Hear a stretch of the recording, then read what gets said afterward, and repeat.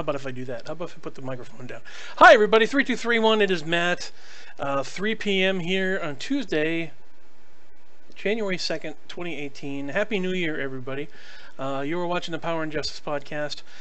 And we are being broadcast right now on Twitch and on YouTube and on Periscope. What you saw there at the beginning as I was getting ready to start this up was some of the footage from the demos from our sponsor here. This is Power and Justice Podcast is being brought to you by City of Titans, the upcoming MMO from Missing Worlds Media.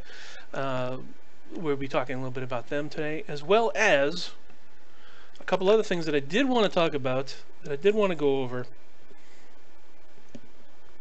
Let me grab this here. There was a couple things here that...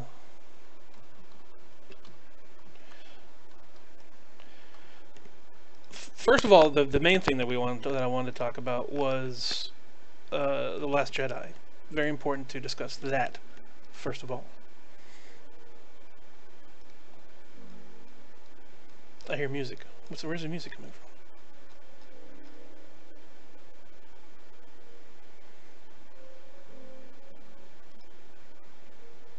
from? Hello, music? Oh, I know what it is. The early mission prototype. I'll show you some of that. We'll do some of that.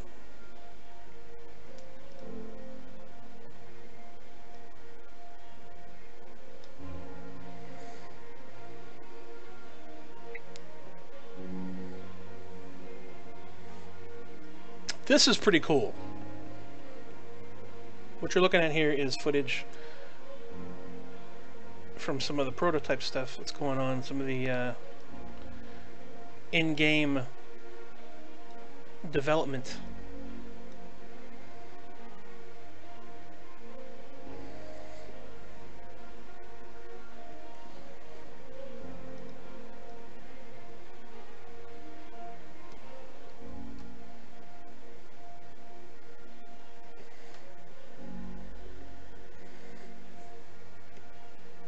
Hello, Haruko. Thanks for joining us, by the way.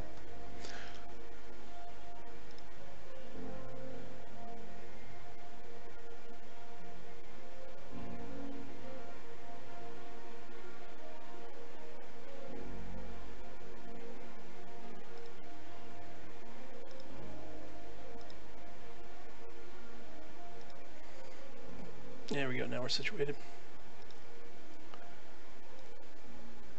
So yeah, that's some of the stuff that they're doing with City of Titans right there.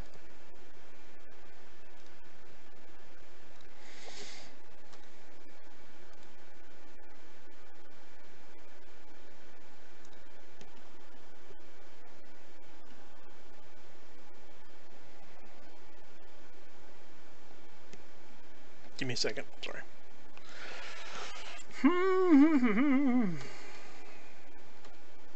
There we go. So yeah, we're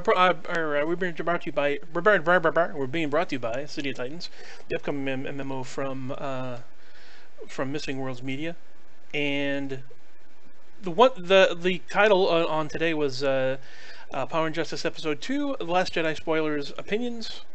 Went and saw The Last Jedi. When was it? Saturday. No, not last Saturday. Maybe the Saturday before that. It's been about a week since I've seen it, and I saw it at the drive-in actually, because we have a drive-in like right down the road from where I live, and it's kind of cool to see those things, to go to the drive-in and check out. You don't go for the high quality when you go to the drive-in. It's sort of a nice relaxed atmosphere there, but it was kind of neat. Seeing The Last Jedi at the theater reminded me of the old days when I used to live up in New Hampshire. We had the Weirs drive-in in Weirs Beach in Laconia, New Hampshire, and it was cool to see people still enjoying the drive-in. It's kind of neat. Fulgarcito is joining us now on Periscope. Hello. Greetings from Mexico. Hello. So the Last Jedi has, before I even went and saw the movie, trailers were coming out, and I was trying to avoid it. All this, probably, let's say, 10 years ago, I would have been all up in the spoilers. I would have been checking out all the websites. For the maybe 6, 7, 8 years ago, even, like the superhero hype, and trying to remember some of the other websites that are out there if you want to check out stuff like that. There was superhero hype. There was Ain't It Cool News. There was recent one, Cineblend or Cinema Blend. Yeah, I can't remember the other ones too. A lot of those sites that would talk about basically upcoming movies, the previews of stuff, rumors, etc. And as you know, the internet tends to do. But with The Last Jedi, I decided not to look up any spoilers, not to look at any trailers, not to deal with anything until I actually saw the movie itself. And then go ahead and go back and listen to the reviews and all the spoiler threads and stuff like that, like on Reddit and the social media, etc. And after seeing the movie, what I got out of it immediately was a nice flick. It was it was like very monumental, And the one thing that I noticed was it wasn't as blatant in its reboot of the universe sort of thing, or trying to bring back, like J.J. Abrams tends to do. He has a fondness for. He makes Star Wars as a fan, and I don't necessarily have a problem with that. He made Star Trek because he was a fan, and so you add all these little Easter eggs and all these fun little things to throw in. But the new director, whose name Ryan Johnson, I think it was Ryan Johnson. Him doing this movie did a little different. Even changed things or continued the story from A Force Awakens in a very different way, like the unexpected. The particular tone that he was putting into this movie was not as Empire Strikes Back as A Force Awakens was A New Hope. How is the weather there? Are you in Miami? No, I'm in Ocala, North Central Florida. Yeah, we're being broadcast right now from North Central Florida, and we are being broadcast across YouTube and Twitch and Periscope all over the world. So you absolutely are welcome to join us and invite your friends in to talk to us about anything superhero related, comic books, video games, TV, movies, etc. Video games including City of Titans, which we'll be talking about later on. But yeah, getting back to talking about The Last Jedi, there were similarities between Last Jedi and Empire Strikes Back, just like there were similarities of Force Awakens and New Hope.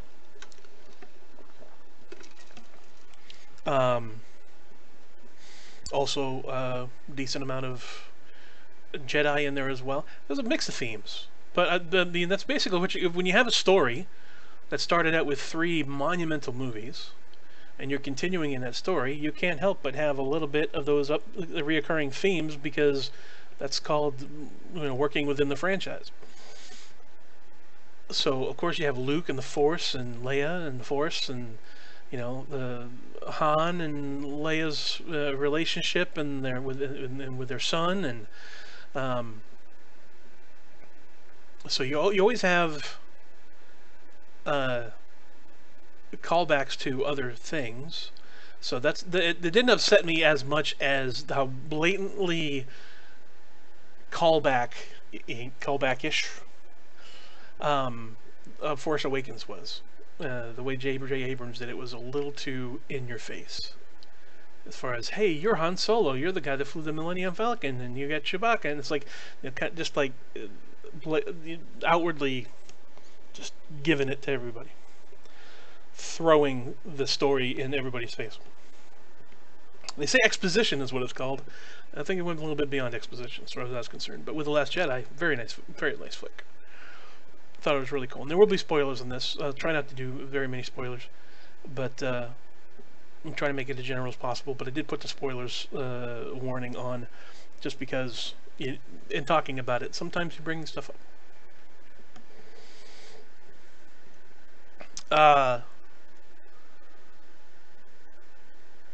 But I thought it was a fantastic movie. Some rough spots, some things that it's like, ooh, all right. But especially having it at the drive-in, you're following the story. It's got a little bit more of a fanboy vibe to it, being a drive-in. You know, you get your popcorn and your drink, and you're sitting there with the radio on and doing your thing like that. I'll see The Last Jedi. I would definitely recommend seeing it. Very cool movie.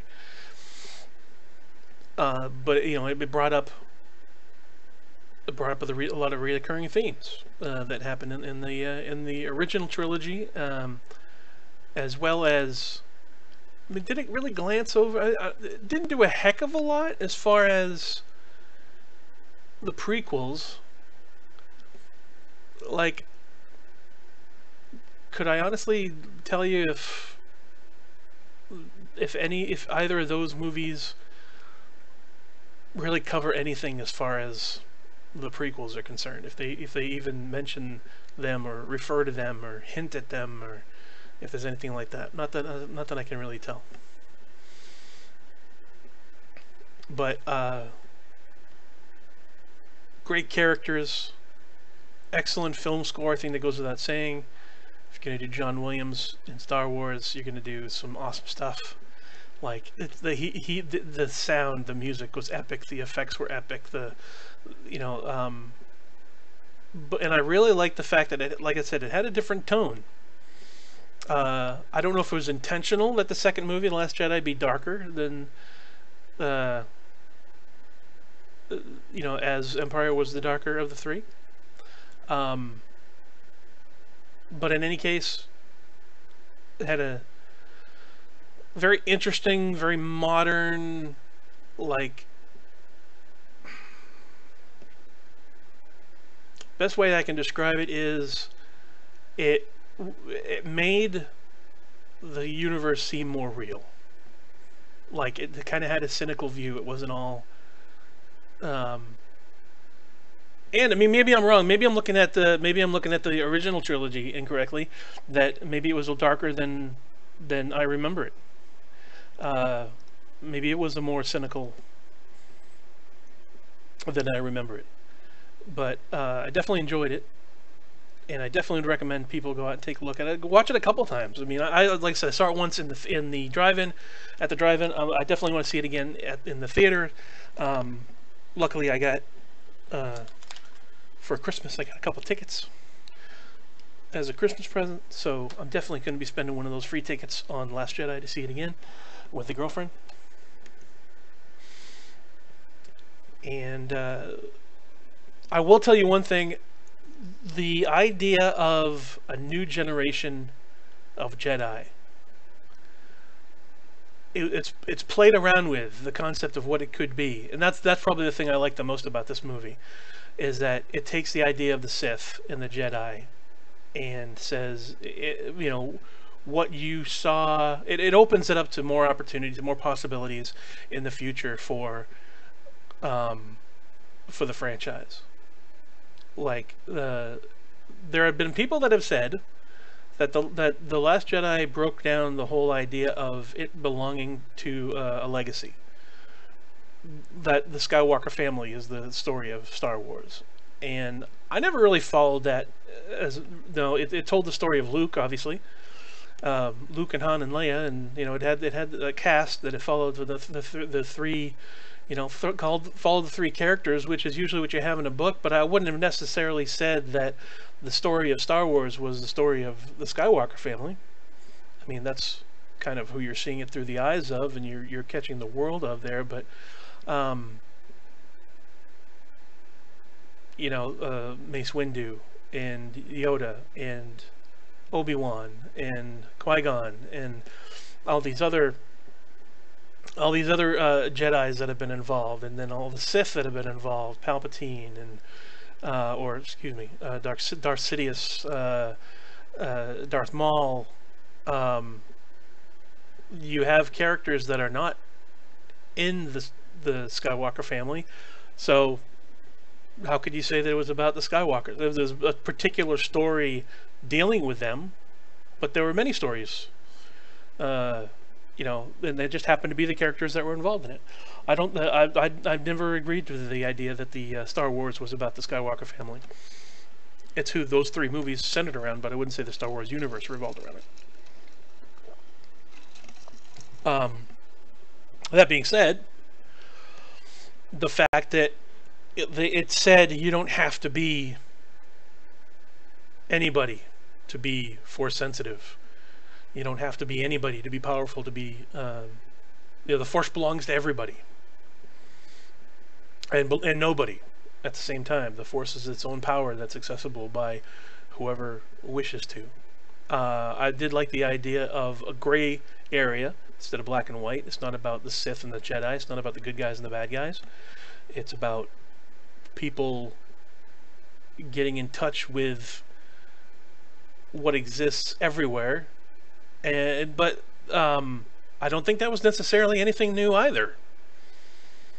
If I can't recall what Obi-Wan had taught as far as the Force is concerned, other than the general, it surrounds us, binds us together, etc., etc. The Force is everywhere, sort of thing.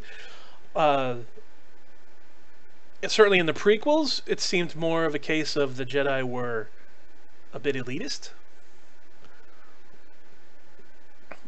believing that even if people have access to the Force, that you have to be of a certain brand, you have to be a certain type, you have to have certain potential in order to join the Jedi.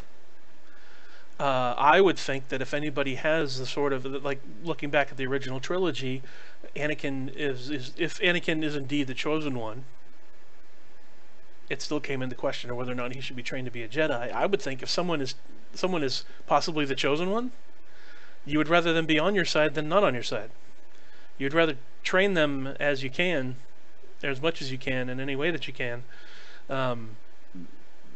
So I can see whether there's just some confusion there as far as the how to treat the original, the two prequels, I should say, as opposed to the rest of the Star Wars universe. Some people like to think that the prequels were not canon. Some people have that opinion that the prequels were not canon. What's canon? It's what you believe it is. Enjoy some movies. Enjoy the story.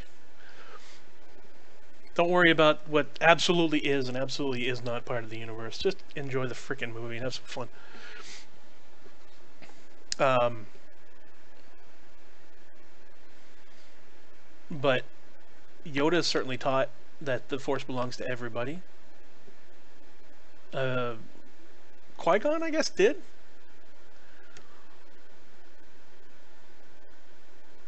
Luke, of course, had the philosophy. Was starting to realize that, and the idea of Mark Hamill initially being kind of put off by the attitude of Luke in this movie. I heard that he had stated so as much as "This is not my Luke." That it kind of hit him abruptly. It kind of hit him by surprise. But he's gone ahead and apologized for the way that he's acted before, because seeing it now, he realizes what the deal is. But he didn't actually realize what Luke was about. But when you have Ben Kenobi, who's in hiding and not being a Jedi, you have Yoda, who traveled far away to hide, to not be a Jedi.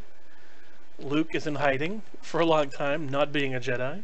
Do you tend to, at some point, as with age, with experience, with failure, with, over time, you start to realize, you just start to get a different perspective of reality, a different perspective of the universe. I can certainly relate to that. And in that time, you realize that things are not what you thought they were when you were younger. So that's something that I really uh, related to. How times have changed, things change, people's change. A certain mentality changes, and as much as you may not like it, um, the time comes for new chapters to start, new ways of thinking to start.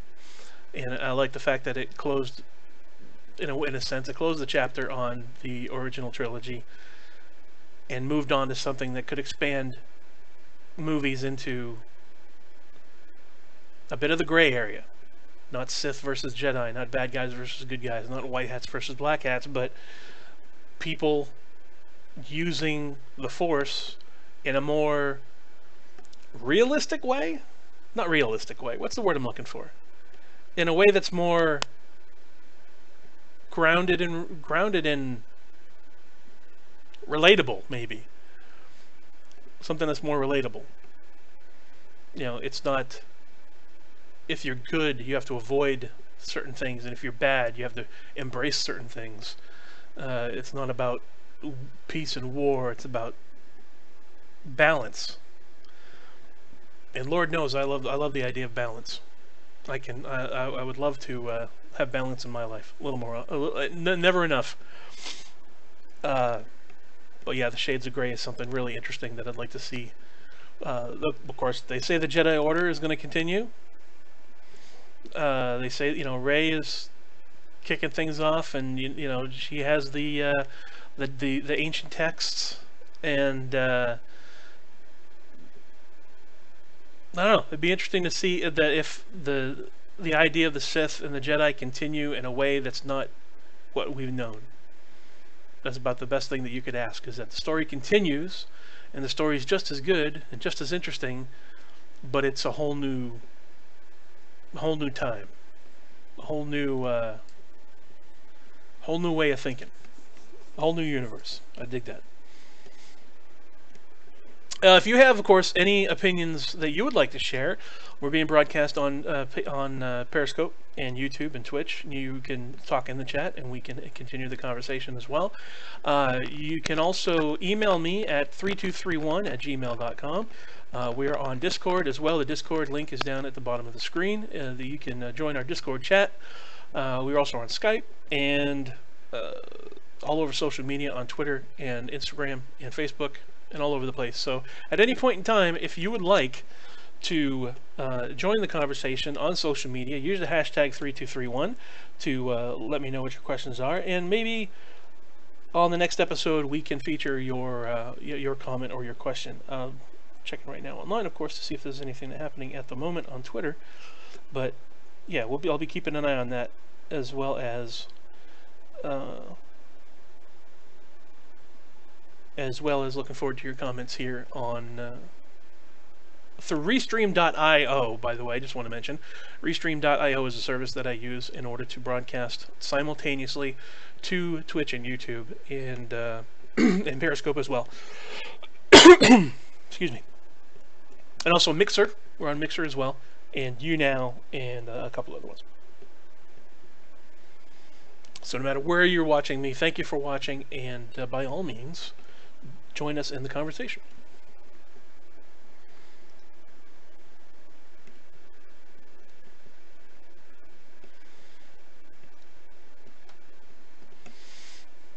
Continuing with our conversation, continuing with our topic, I should say, or segueing from that topic, I should mention that, or I would like to get your point of view. As a matter of fact, if you would, because I had this question earlier on when I was getting ready for this particular episode. I really wanted to talk about Star Wars. I'd seen Star Wars, and I've been very interested to hear what people have to say about it, and I love all the discussion that's coming out on the internet, positive and negative, towards Star Wars. I like the idea that it's captured a lot of people's attention, and continuing conversations about the themes of the franchise, and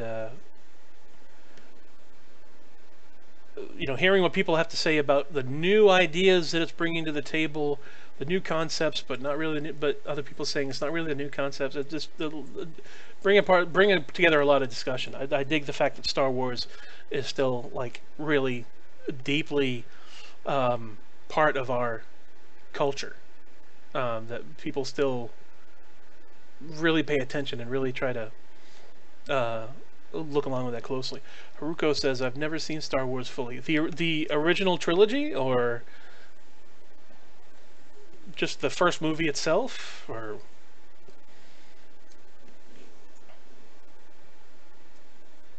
First movie that came out in the 70s, of course, The New Hope, the Star Wars movie, simply called Star Wars, but then later on it was known as A New Hope. Second movie, Empire Strikes Back. Third movie, Return of the Jedi. And then, of course, the 3 prequels. None of them? Wow, that's interesting. I would definitely look them at. There's even an order that some people say that you should look at, that you should watch the movies. And if you have never watched them, I would kind of like to do this myself. Let me look this up. Order to watch Star Wars just comes right up automatically. 2 viewing orders are usually proposed, as Star Wars creator George Lucas originally intended, beginning with Episode 1 of the prequel trilogy, The Phantom Menace, then 2, Attack of the Clones, 3, Revenge of the Sith. I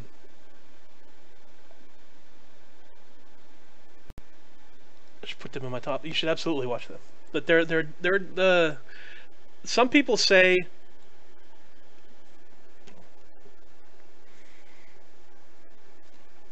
Oh, here we go. Actually, we got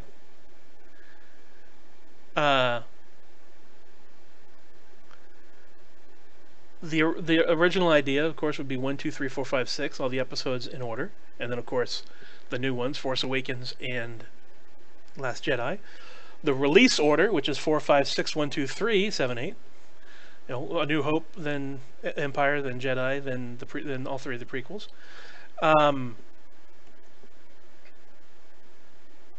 There's also a couple of different sequences, which I believe was New Hope, Empire, then the original trilogy, or then the prequels.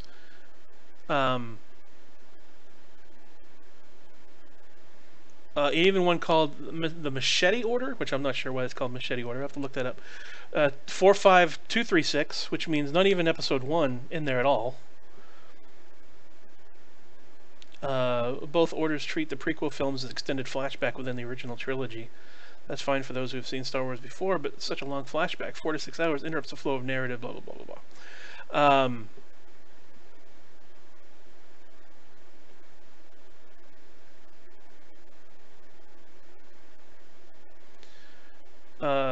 Let's see, in Forbes there was an article here that I'm looking at. It was the 26th of December 2015. Let me read this along to you. The Star Wars saga revolves around a mysterious intangible force that gives certain individuals, force users, magic powers. On a deeper level, Star Wars is about relationships. Whether a force user follows the path of the light side or the dark side is influenced by who they're mentored or manipulated by, Jedi or Sith.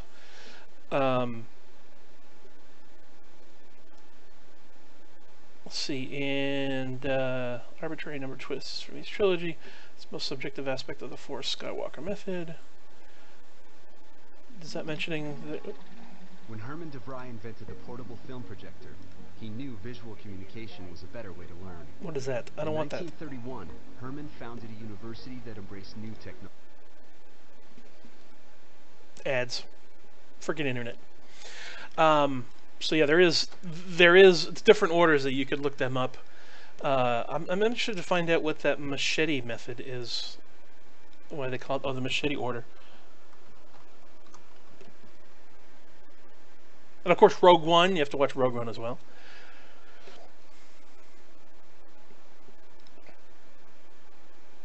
Let's look into that a little bit here. Article December 8th, 2015, entertainment section of CNN.com says, before you start the Star Wars marathon ahead of the release of The Force Awakens, you might want to pause and decide which Blu-ray to put in the player first. Um, One fan suggests that the order George Lucas intended isn't the best way to get a grip on the space saga. Whether you're coming in fresh or diehard fan, he suggests you try the Machete order instead. I'm sure that has nothing to do with Danny Trejo in the Robert Rodriguez movie. Rod Hilton, a blogger and programmer who lives in Colorado, wrote a lengthy post on his blog, Absolutely No Machete Juggling, analyzing the fanfare. Oh, so it's just mentioning off of his blog. Nice plug there. Back in November 2011, he suggests episode 1 need not necessarily come first, and instead he recommends starting the way anyone over the age of 10 did with A New Hope. The order was created, episode 4, A New Hope, to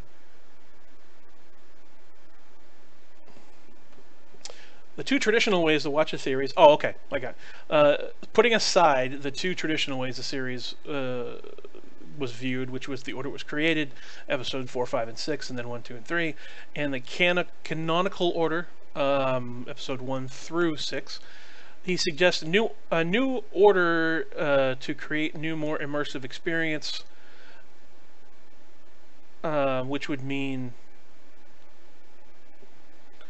let's see, the viewers been storage on the Action Rebel Alliance. Putting the prequels in the middle allows the series to end on a sensible ending point.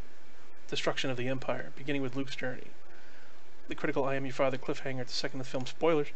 Hilton suggests we jump back in time to episode 2, learn more about Anakin Skywalker. Oh, okay, so the full order would be New Hope, Empire Strikes Back, 2 and 3 on the prequels, which would be Attack of the Clones and Revenge of the Sith, and then Return of the Jedi.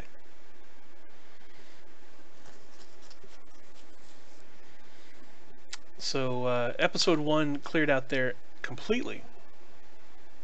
While many Star Wars fans will breathe a sigh of relief that episode 1 was out of the order, it's widely panned ever since its '99 release, and this post Hinton states simply that the first movie is irrelevant.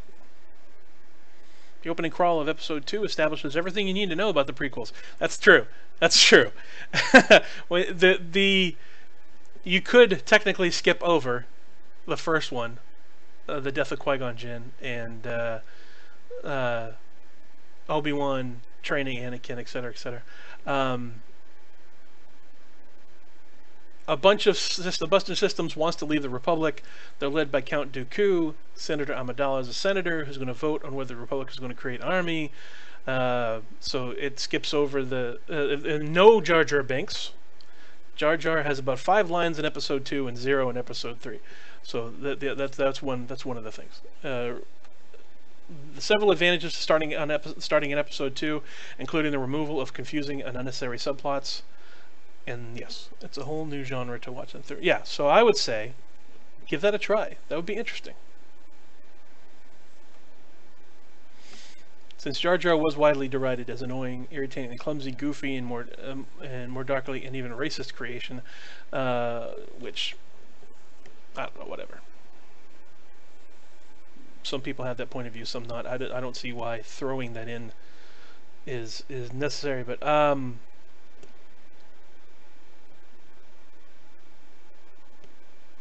Hayden relates the story of watching the movies in this custom sequence with a Star Wars newbie friend. At the end, he asked if he found Jar Jar annoying. She responded, "Who's Jar Jar?" There you go. So he suggested that to somebody, and then that character was... So you might want to try that out. You might want to try him in that order. There'll be A New Hope, episode 4. Empire Strikes Back, episode 5. Then the prequels, excluding 1. So it'd be 4, 5, 2, 3, 6. Now, at what point would you watch... I would even say you could watch Rogue One first. Instead of episode 1, watch Rogue One. I might do that myself, as a matter of fact. I might check out the movies in that order.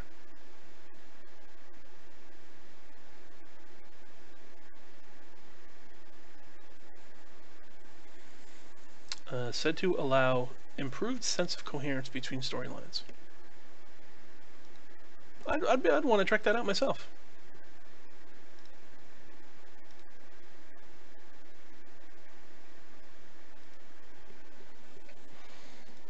Now, in talking about this, and talking about the Star Wars trilogy, or the Star Wars saga, I guess we can call it at this point.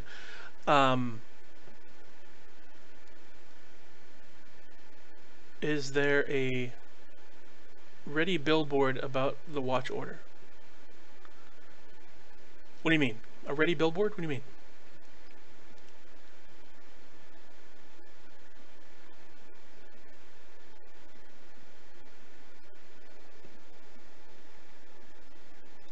In fact, let me write this down real quick here.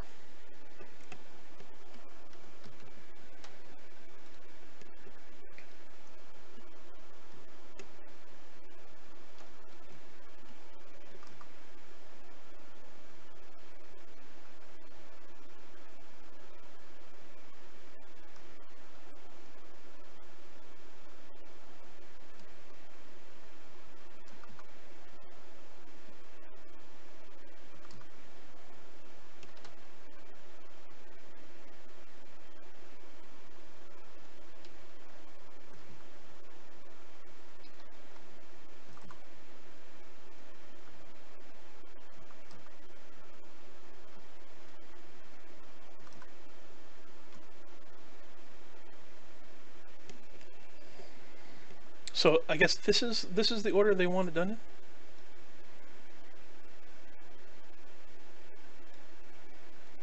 If you Google Star Wars watch order in photo search,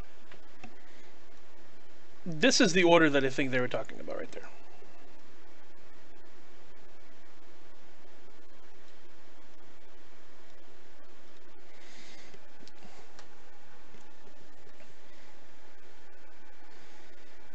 Rogue One, then Episode 4, 5, 2, 3, 6, 7, 8.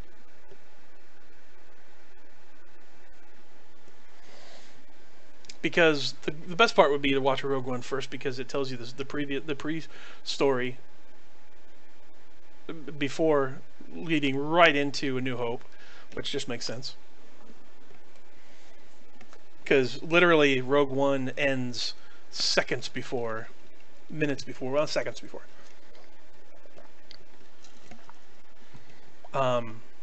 The beginning of New Hope. So that's the order.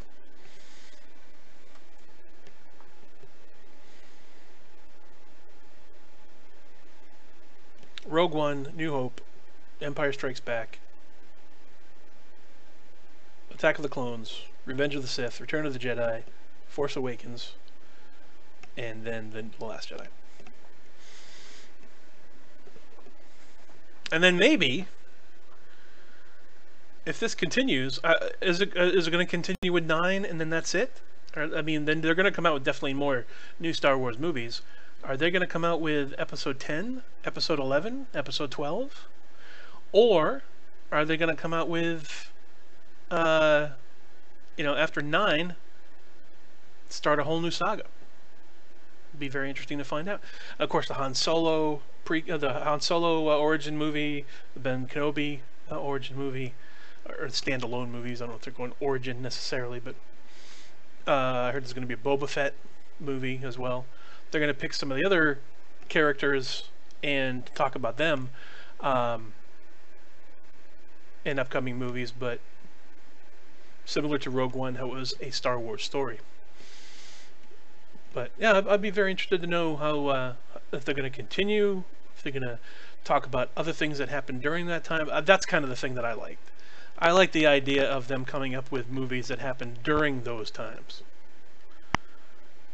Come up with another story of things that are happening while those events are happening, that you could intermingle, footage from the other movies from a different angle, to imagining seeing the main protagonists, the group of them coming in and dealing with the Death Star and then destroying the Death Star. Imagine seeing the whole thing from the perspective of a stormtrooper. And I know that they've parodied that quite a bit, but as far as legitimately doing something like that would be kind of interesting. So the Star Wars happened a long time ago in a galaxy far, far away. So it's said.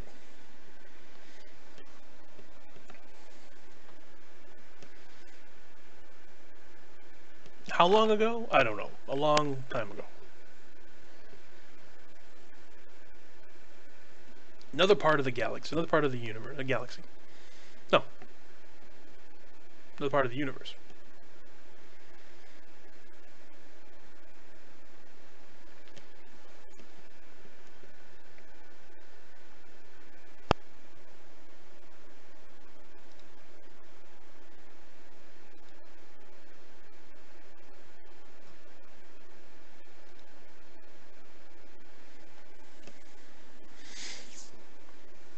What if they start a new trilogy about this time? Regular people end up finding all this stuff. I know, right? Yeah, that's true. That's true. If they continue with the storyline, they could move forward and backward in time. They could talk about, you know, you could conceivably do a prequel to the prequel to talk about the beginnings of the Jedi Order, the beginnings of the Sith Order. You know what this section, you know, what the this universe, what this was like before any of that. You know, Beyond the Norm on Twitch says, I don't like Star Wars. All right. All right. You're welcome to have that opinion, sir. You know, you could go 7, 8, 9, and then go before 1, 2, and 3. And then go after, you know, you could do anything you want with the movies, but yeah, that'd be interesting to do. So to talk, you know, to watch, skip ahead a few years, you know, a couple decades, to see, you know, what the situation would be like. Come up with a whole new storyline, a whole new saga. It's absolutely possible. It'd be interesting to see what they do. But now they have characters like Finn and Rey and Poe, and you know, they have. With this last movie coming up, which I'm sure is the last of the legacy, moving on to a whole new, you know, cast of characters, where they have characters now that you can invest in and you can watch the storyline continue. I think it'd be kind of cool to do that for a little bit, 1 or 2 more movies, but then go ahead and move on to, you know, take the cool thing about time, the cool thing about a sci-fi universe with such a rich history, let's say, or, you know, significant things that separate. I can't think of the word I'm looking for, but they have significant things that separate Star Wars from like Flash Gordon or Star Trek or Battlestar Galactica or any other franchise. There's such a specific universe, a certain flavor, certain artifacts that exist with this franchise. That it would be interesting to see what lasts throughout centuries as time goes on. You know, maybe the Outer Rim is not the Outer Rim anymore. Maybe there's a new Outer Rim. You know, maybe there's a new, more unexplained worlds, more expansion out into the universe. Like Haruka said, what if they start a new trilogy about this time and regular people end up finding all that stuff? That's totally possible. You know, traveling throughout the galaxy and eventually, now with Disney owning Star Wars and Lucasfilms and owning the Marvel Universe. It'd be very interesting to see what kind of it would be possible. It's certainly possible. Well, certainly probable, not probable, but possible. To see Marvel and Star Wars universe collide somehow. You have Guardians of the Galaxy. You know, you have all this interdimensional stuff that's going on right now that wasn't possible before. Disney owned is full of possibilities. Yeah, you never know what the mouse is going to try to pull off. But the fact that you could have these properties cross over when you have Thor and you have gods that are really aliens, different dimensions, when you have Marvel characters going out into space now, and you have Guardians of the Galaxy and everything's crossing over, and then you have the Infinity Wars, and you have all this new stuff that's coming up, and Venom was alien symbiote, and you have the Skrull and the Kree and all this stuff. To eventually see with just how much possibility there is in the universe, and all of them owned by Disney, I wouldn't doubt that someday we may see something happen. Something happen. If it's a one-off, if it's canon, who knows? That would be. I think that would be kind of a waste if they didn't do anything like that. If they just said, no, we're going to keep these guys in separate corners. That just seems to me like kind of like the way I always thought Rocketeer, the Disney product, Disney IP, would be fantastic in the Marvel Universe. I mentioned this on the previous episodes. I'm a huge fan of the Rocketeer, and the fact that the director of the Rocketeer ended up directing Captain America, the First Avenger. It just makes it seem, and of course you got Nick Fury and the Howling Commandos, and so the Rocketeer is part of the Howling Commandos. Have you ever played Kingdom Hearts? No. Well, I've heard of Kingdom Hearts. And that's certainly an interesting crossover as well. But that just all of a sudden makes me think about the possibility of Disney crossing over with Marvel, which... God, no.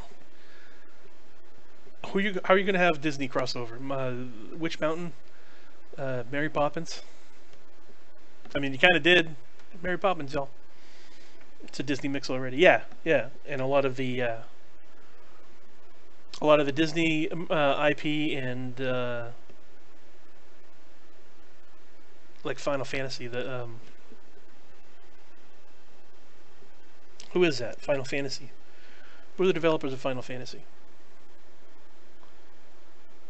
I can't think of who that is.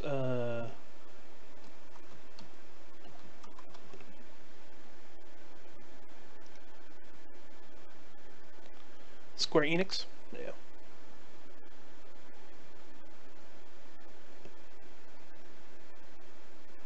It'd be interesting.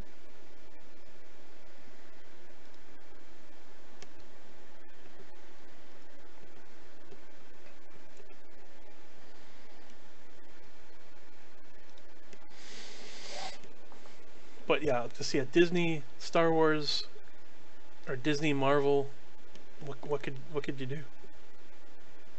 Tron and Marvel? Maybe.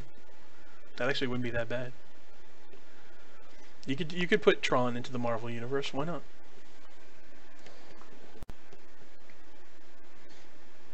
Especially when you get like the Fantastic Four and they're dealing with all the multiverses and the pocket universes and stuff like that. That actually would be kind of cool to see a Tron and to see Tron in the Marvel universe. That'd be interesting. Hi Brian, how are you, sir? I'm doing very well. Thanks for asking.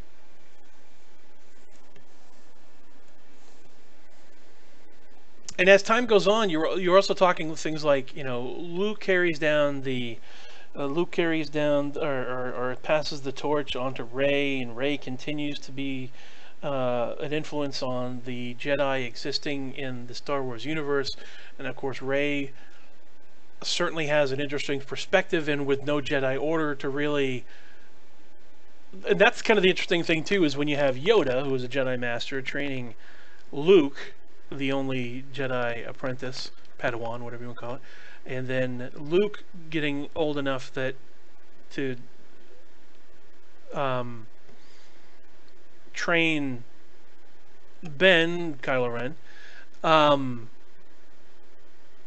So you have a sort of a continuation of the Sith with the person that isn't Sith.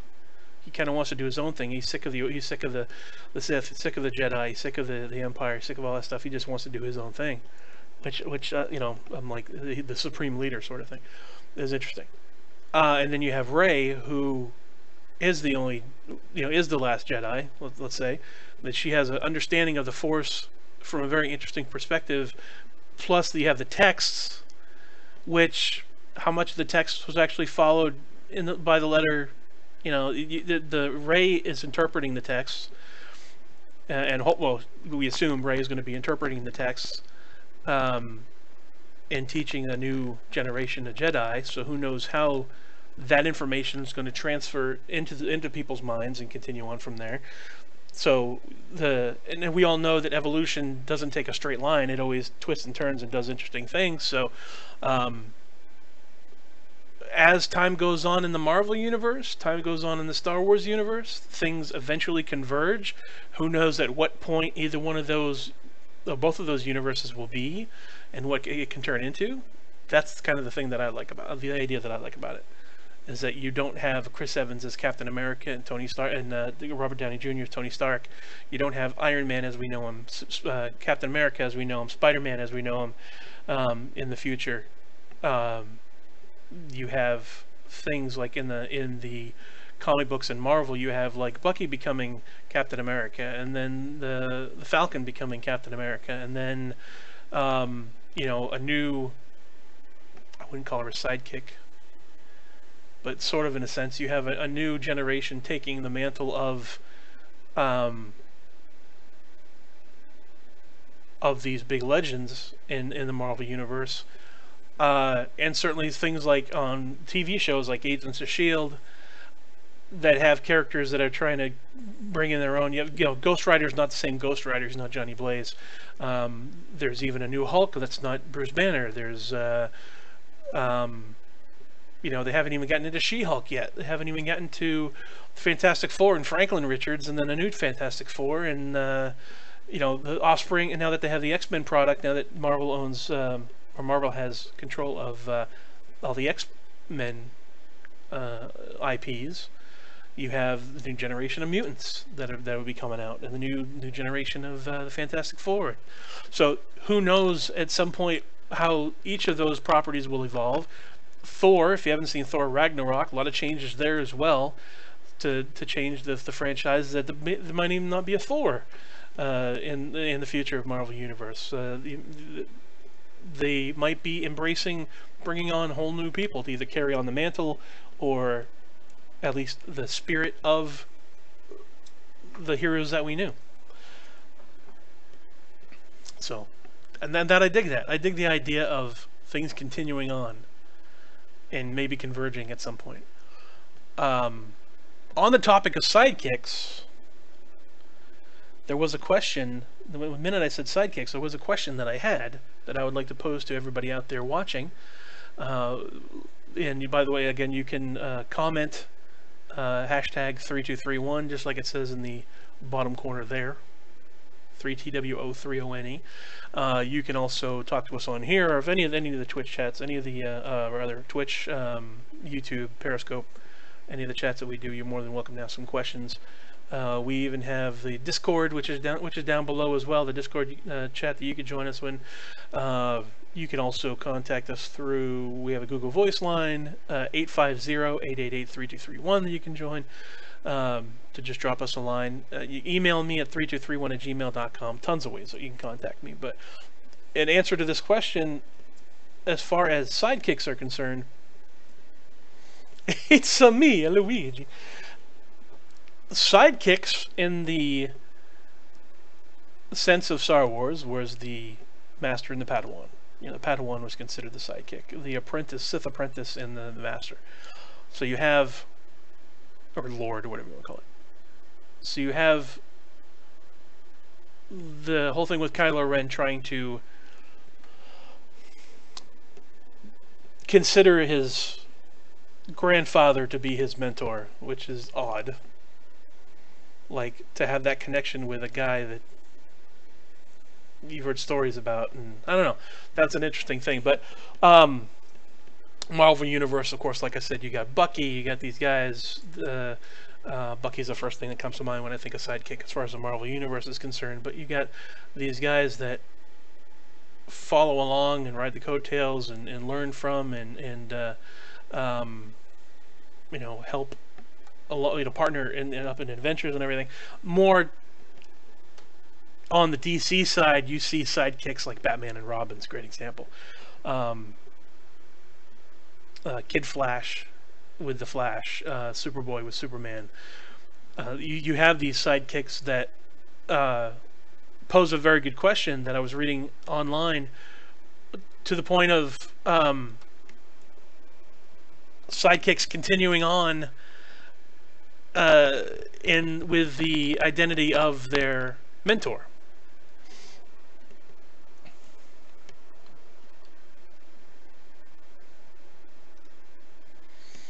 Let me see if I can find that article, as a matter of fact.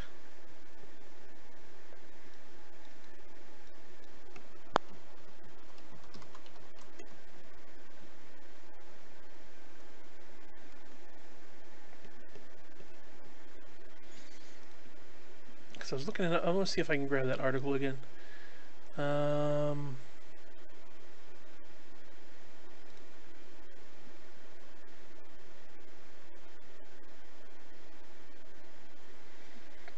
Where you at?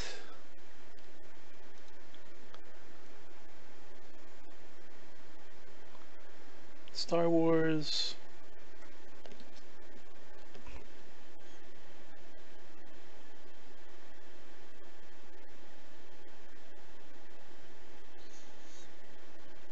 It was an interesting article that I read that was asking some people's opinions about being whether or not mentors, maybe it was that sidekick mentor.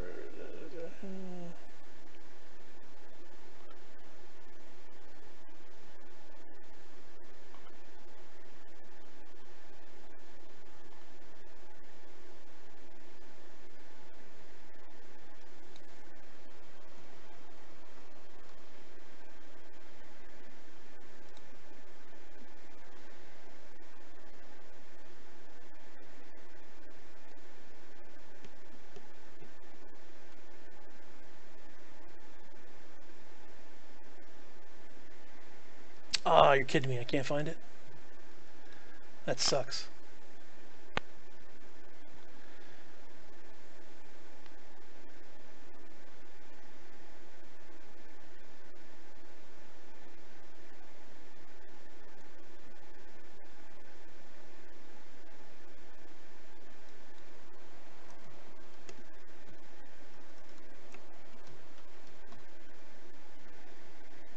Here we go. Okay, I found it. There was a discussion that was done.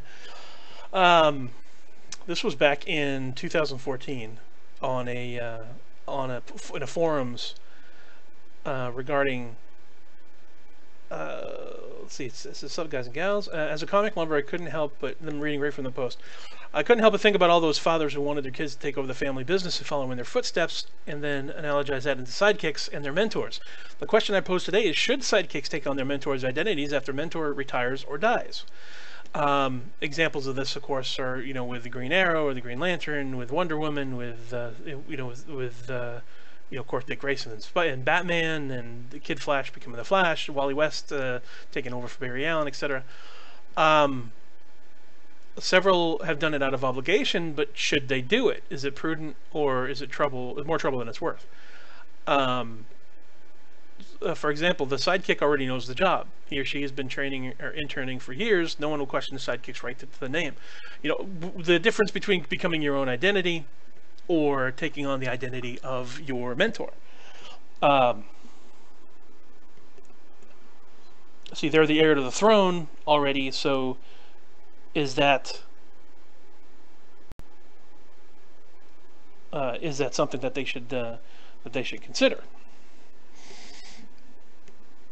Now, with that in itself, when you have guys like Batman and Robin becoming Batman, you have your own identity, you could continue because you know the terrain. You'd be the most qualified to do that. But as we've seen in the Batman franchise, if you're familiar with that at all, it's hard to fill the shoes. Superboy becoming Superman, it's hard to do that when it's like what's Alfred continues. Alfred continues on.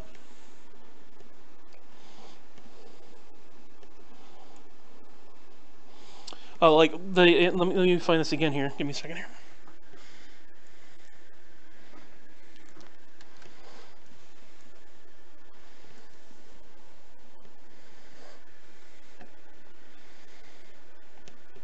Let's see, where was that at? Bucky taking over for Captain America. Dick Grayson taking over as Batman. It's a great way to respect your mentor, keep his or her legacy alive. Mentor's friends, or the sidekick's friends, as long as they have the same assets. If you're the sidekick, to have the same assets as your mentor. Different ways that you can continue on using the resources, but as long as your mentor, as long as your mentor wasn't a jerk, and a sidekick has a lot of veterans looking out for them, ready to lend a helping hand. But you can do that still as a sidekick. And whether it's a beacon of hope, scourge of the underworld, the mentor's rep is now the sidekick. Cons of which would be that you never get to be your own person. You'll be forever in the shadow of your mentor. Never more and never unique. The sidekick will always be compared to the mentor by most of the villains. I don't necessarily see that as being true. A sidekick has to worry about whether he'll mess up and tarnish what used to be a spotless reputation of heroism. That's not true either. Everybody makes mistakes. Their mistakes have a lot more consequences. So it's an interesting thing to take on. An interesting topic. Should the sidekick carry on a legacy of a mentor, in the sense of you have, like I was mentioning before, Bucky becoming Captain America, the Falcon becoming Captain America, a new Iron Man, a new Hulk, a new Thor, effectively. What? White power. What? Come on now. I thought Mixer would be better represented than that. What if Sidekick turns the image from good to bad? Yes, that would be very interesting too. That's an interesting idea as well. Someone taking like Batman and creating him as a villain. Damian Wayne, the son of Bruce Wayne, who was Robin for a while, wanting the mantle of the Bat by birthright. Dick Grayson through experience. That's interesting. Wally West did a great job as Flash, but he was never more than a guy keeping up with someone else's legend. But Wally West actually did become the Flash. That's a matter of opinion. Yeah, just make it your own. Exactly. So because you had, as a matter of fact, who was it? It wasn't Dick Grayson. Dick Grayson went from Robin to Nightwing, so a hero in his own right. And then you have,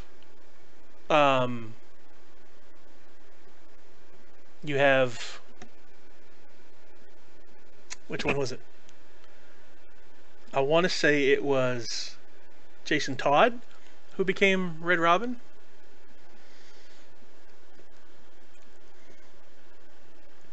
Or the Hood. I can't remember at the moment. But yeah, you have a lot of interesting avenues that you could take there with sidekicks.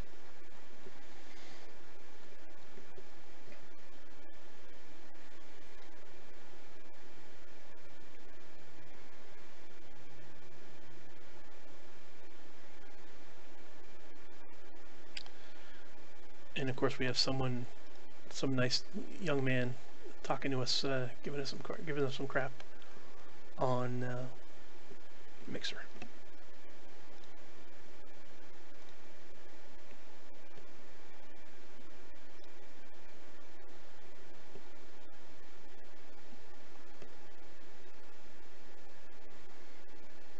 Let's see.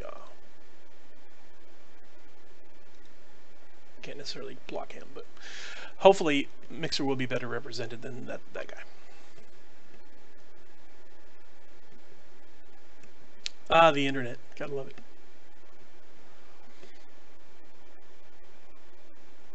Speaking of sidekicks, and I kind of want to lean this into our, because it's almost time for us to go here, and I do want to mention City of Titans here. City of Titans is a spiritual successor to City of Heroes, a very beloved game by people who love comic books and people who like to have these conversations as well. And one of the things that City of Heroes did as far as sidekicks was concerned, that's kind of the thing that I dug about that, was the idea of having heroes, veteran heroes, people who have been in the video games, helping out the younger, the newer players, and forming storylines where you're working together and accomplishing certain things because I'm thinking now City of Villains had that as well in City of Heroes, where they called them lackeys, but you would team up and you would fight the bad guys or fight the good guys with someone, the sidekicks, lower powered characters teaming up with the higher powered characters, being on their combat level, being on their threat level, as long as you're within a certain area. And I kind of dug that as well, and I kind of dug that. I really dug that. I like the idea of being able to play with people, so that even if you yourself and your character, which is another great aspect, if you're a casual player and you're not playing as much as your friends are, if your friends end up surpassing you, getting higher characters. 56 Falcon, what's going on? Or 65 Falcon. Why did I say 56 Falcon? 65 Falcon. How you doing? Joining us on Twitch. What's going on, man? With City of Heroes, you would have, I am a casual gamer. I don't get on very much, and when I do, a lot of other people that are hardcore gamers blow right by me. They're way beyond my my power level, or character level, or whatever. So having the ability to still hang out with your friends and still fight crime and still team up with them and have some fun without having to worry about the whole level issue was an awesome thing to have on a City of Heroes. It's pretty nice to know you didn't have to keep up with your friends who could play more. Exactly. Thank you, Kiori. Thank you for saying that. Yeah, and to still keep storylines moving. If you had, 'cause it wasn't really storylines. Let me say this while I'm thinking of it. Storylines in City of Heroes and storylines on an MMO aren't really storylines. It's for your personal pleasure. It's for your personal entertainment. I, for one, love character development, and I love continuity with characters. So if I had a guy that was not, if I didn't play for months at a time, I could say that my character was in the hospital, got injured really bad, or he was off doing his own adventure or whatever and coming back. In the terms of a comic book, you could have crossovers between characters, and then just assume that anything that happened in the meantime while you weren't on, you were off doing your own adventures. That you could end up calling back, one of the cool tropes with comic books is you could end up having a game later on flashing back to that time where where you could fit it in within the continuity that in February I teamed up with this guy. In March I did not. I didn't play at all. In April I came back to play with that guy, and then in May that guy wasn't available, so I hadn't played and pretended that the thing that happened in May was the thing that happened back in March when I wasn't available. It was when I was off doing my own adventuring or something like that. As long as you can have it make sense within your mind, as far as I was concerned, that's what it was. That's how to explain all that stuff. That's the continuity. That's the storylines that I like to keep that I like to keep going. And that's just being a nerd. That's just being a geek. But it made it special in that sort of a game, and to be able to come back when the guys were playing hardcore on a team and you still team up again, but you're joining up. Exactly how Kiori said, it was nice to know you didn't have to keep up with your friends, you didn't have to play hardcore even though that's not your type. like making it a job, making it a challenge, making it a chore instead of just having fun.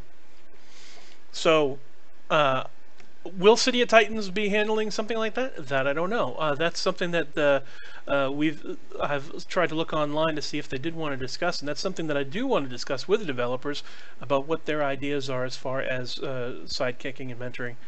But certainly on City of Heroes, it was a really cool part of it. You gain your own kind of experience, your own kind of influence. You gain your own. It's still an individual accomplishment, and any drops that you get that could help you out later on in fine-tuning your character, like with the enhancements and stuff that they would have. It would there was balance as far as recognizing your work, recognizing your grinding in the game, and having it pay off later on. And especially with when you have the large storylines, like what do they call them? They had the regular zones, and then they had the like more advanced zones, hazard zones, I think they called them. Different places in City of Heroes where it's a higher level. Not a typical neighborhood, but something that's another place that's, if you're going to go in there, it's going to be for the hardcore gamers. It's going to be for the folks that really want to knuckle down and spend long sessions fighting the bad guys. Take like more a bad guy's turf than good guy's turf. And then of course the strike forces, the task forces and stuff that they would have when you're getting into the major, I guess you would call them raids, the equivalent of raids, which was also one of the cool things about City of Heroes, is that it made its own little. It took the concept of something like raiding and teaming up, and small groups, pickup groups, things like that. It really expanded on that quite a bit. Clans translated it better into the superhero genre. But when you have hardcore gamers that are playing and they're casual gamers that still want to get involved, it's a cool transition. I'm very interested to know, and I'm going to try to find that out at some point with the developers. I'm going to get some of them coming in here. I know I have Charles Logan, who's one of the artists, helping out with the development. I want him definitely to jump on board. I think I mentioned that last episode. Some of the developers, I definitely want to bend their ears and get them on board, find out some of the things that they'd like to do, that they're planning on doing in the future. I didn't play too much of the City of Villains part of it, so I didn't know how much. I'm assuming that it was the same thing, just a different coat of paint on it, as far as being a lackey, being a stooge, or what's the other one? What's the other word I'm looking for? Other than lackey, henchman, sort of thing. I'd like to hear anybody that's been doing that, anyone that had been doing that in City of Heroes, to know what it was like to do that, to be the henchman. If it was the same experience, or if there was some sort of a something to differentiate the two, and how that would work even with PvP. Because I myself am, like I said, a casual gamer. I enjoy PvE, teaming up with other players in order to fight the bad guys that already exist in the game. But hardcore gamers and PvP gamers, that's a whole different thing, whole different animal than what I used to do. But so we'll find that out at some point. I'll definitely discuss it with some of the developers, see if we can get their side of the story, what they think about the whole idea of sidekicking and all. But tell you what, it's been an hour and a half already. Let me go ahead and let you guys go. Thank you very much for joining me. Anything that we mentioned today, anything that we mentioned on previous episodes, you're more than welcome to join the conversation. I'll be happy to bring it back up again. The most important part of this podcast and any of the broadcasts that I do with 3231 is the community, is getting you guys involved and hearing what you have to say. And I appreciate everybody that's come on here and has said hello and has voiced their opinions and just given any feedback whatsoever. I want to hang out with you, and I want you guys to hang out with each other, and have this be another outlet for the community to discuss the things that they enjoy. So follow me if you haven't followed me yet, and by all means share this broadcast with your friends. And if you are in a part of a community, either they're lovers of City of Heroes, or you enjoy comic books, or you enjoy sci-fi or movies or television or anything at all, comic books, the City of Titans. If you're following along with the development of City of Titans or any other video game that's coming out, superhero related or not, there's always different facets, different circles that interconnect with what it is that I'm talking about today. If you like gaming development, or if you like superheroes, or if you like sci-fi, which kind of delves into the superhero area, because science fiction and developing of powers and stuff like that. I mean, it all kind of ties together in one way or another. So you have an opinion, you have a voice, and I'd like to hear that voice. I'd like to hear what you have to say, and it just makes the conversation much more enjoyable when we have people speaking their minds and being a part of this community. So feel free to jump in whenever you'd like. Contact me through social media at 3231 on Instagram and Twitter and Facebook and everywhere else. You can Google 3TWO3ONE, just like it says right there in the corner. Google 3231 or Bing or any other search engine of your choice, whatever. And chances are you'll find me. Get in contact with me and let you know what you think of the broadcast and what you'd like to see in the future.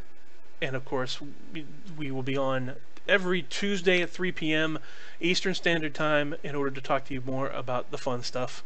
But I'm going to let you guys go. Thank you very much for tuning in, and we will see you next week. In the meantime, love you, bye.